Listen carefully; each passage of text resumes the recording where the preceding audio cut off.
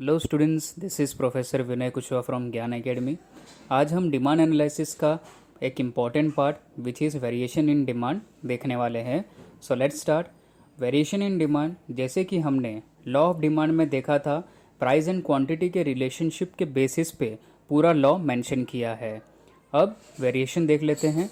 Variation in demand meaning when the demand for a product changes due to changes in its price, it is known as variation in demand. Variation means क्या?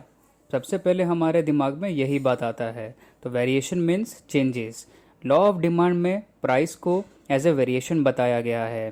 Price के increase and decrease होने से किस तरीके से demand भी increase and decrease होता है, ये हम वेरिएशन में देखने वाले हैं। वेरिएशन इन डिमांड दो टाइप के होते हैं।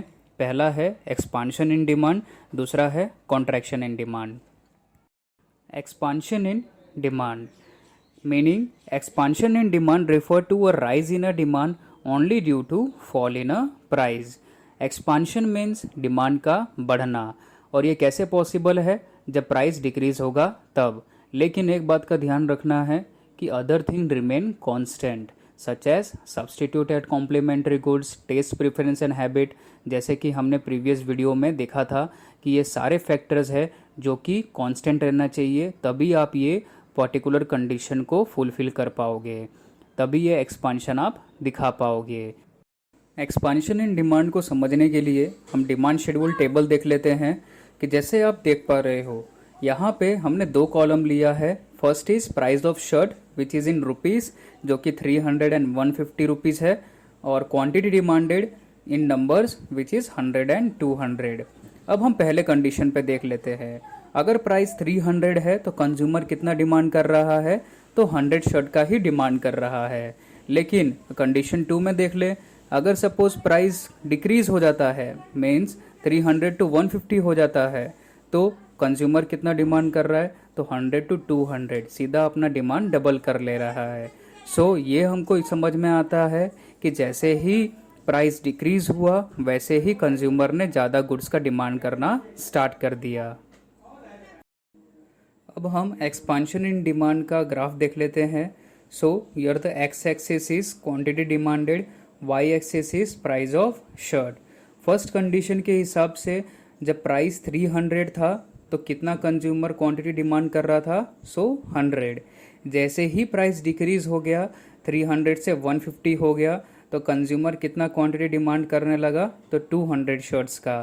तो इससे हमें ये पता चला कि जैसे ही 300 टू 150 हुआ, जैसे कि आप एरो आप देख पा रहे हो, मीन्स प्राइस डिक्रीज हुआ, वैसे ही क्वांटिटी डिमांडेड इंक्रीज हुआ। जैसे कि आप यहाँ पे एरो देख पा रहे हो, 100 to 200 and demand curve which move downward from left to right, जिससे हमें यह पता चला कि प्राइस डिक्रीज होने पे क्वांटिटी डिमांडेड इंक्रीज होगा।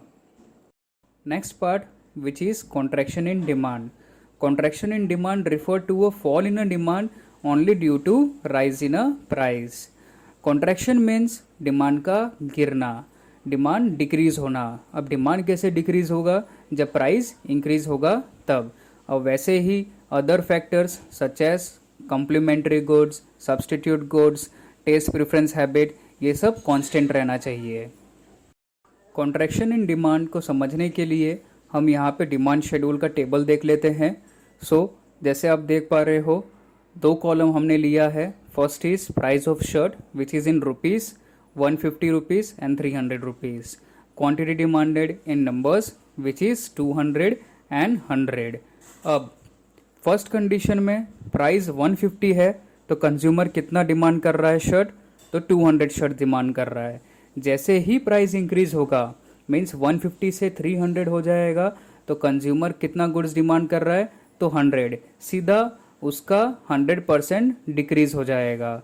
सो इससे हमें क्या पता चला? इससे हमें ये पता चला कि जैसे ही प्राइस इंक्रीज होगा वैसे ही क्वांटिटी डिमांडेड डिक्रीज होगा। अब हम कॉन्ट्रैक्शन इन डिमांड का ग्राफ देख लेते हैं। So here the X axis is quantity demanded which is in numbers and Y axis is price of shirt which is in rupees. First condition के हिसाब से जब प्राइस 150 था तो क्वांटिटी डिमांडेड 200 था, लेकिन जैसे ही प्राइस इंक्रीज हो गया 150 से 300 हो गया तो क्वांटिटी डिमांडेड 200 से 100 हो गया। सो हमें ये पता चला कि जैसे ही प्राइस इंक्रीज होगा 150 से 300 होगा तो क्वांटिटी डिमांडेड 200 से 100 होगा, क्वांटिटी डिमांडेड डिक्रीज हो जाएगा 200 से 100 शर्ट्स में। अगर हम डिमांड ग्राफ को प्लॉट करें तो इस तरीके से प्लॉटिंग होगा। सो DD is demand curve which move downward from left to right, which shows the inverse relationship between price and demanded. Price increase होगा तो क्वांटिटी डिमांडेड डिक्रीज होगा। आई होप कि आपको वेरिएशन इन डिमांड अच्छे से समझ में आ गया होगा। If you like this video then do press the like and don't forget to subscribe our channel Gyan academy for the further updates. Thank you.